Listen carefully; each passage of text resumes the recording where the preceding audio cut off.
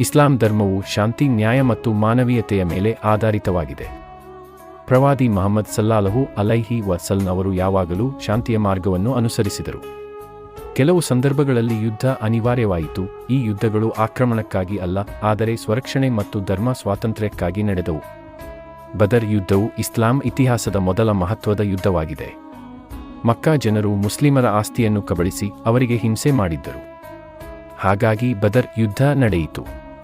ಮುಸ್ಲಿಮರು ವಿಜಯ ಸಾಧಿಸಿದರು ಮತ್ತು ಆತ್ಮವಿಶ್ವಾಸ ಹೆಚ್ಚಿತು. ಉಹುದ್ ಯುದ್ಧವು ಬದರ್ ಯುದ್ಧದ ಪ್ರತೀಕಾರವಾಗಿ ನಡೆದದ್ದು.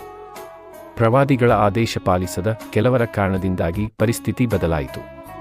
ಇದರಿಂದ ಮುಸ್ಲಿಮರಿಗೆ ನಷ್ಟವಾಯಿತು ಮತ್ತು ಶಿಸ್ತು ಮತ್ತು ವಿಧೇಯತೆ ಮಹತ್ವವನ್ನು ತಿಳಿಯಿತು. ಖಂದಕ್ ಯುದ್ಧದಲ್ಲಿ ಪ್ರವಾದಿಯವರು ಖಂದಕ ತಂತ್ರವನ್ನು ಬಳಸಿದರು. ಶತ್ರುಗಳು ಮದೀನಾಗೆ ಪ್ರವೇಶಿಸಲಿಲ್ಲ ಮತ್ತು ಹಿಂದಿರುಗಿದರು.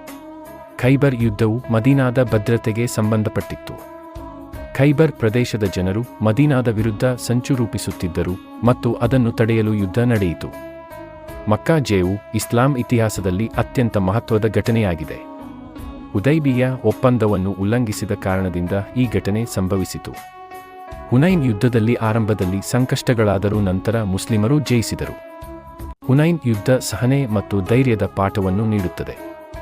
ತಬೂಕ್ ಯುದ್ಧವು ರೋಮನ್ ಸಾಮ್ರಾಜ್ಯದ ಭೀತಿಯಿಂದ ನಡೆದದ್ದು ಮತ್ತು ನೇರ ಹೋರಾಟ ಆಗಿರಲಿಲ್ಲ. ಶತ್ರುಗಳು ಮುಸ್ಲಿಮರ ಶಕ್ತಿಯನ್ನು ನೋಡಿ ಹಿಂದಿರುಗಿದರು ಮತ್ತು ಇಸ್ಲಾಂನ ಪ್ರಭಾವ ಹೆಚ್ಚಿತು. ಈ ಎಲ್ಲಾ ಯುದ್ಧಗಳಿಂದ ನಮಗೆ ಶಿಸ್ತು, ಸಹನೆ, ವಿಶ್ವಾಸ ಮತ್ತು ಕ್ಷಮೆಯ ಮಹತ್ವದ ಪಾಠಗಳು ದೊರಕುತ್ತವೆ.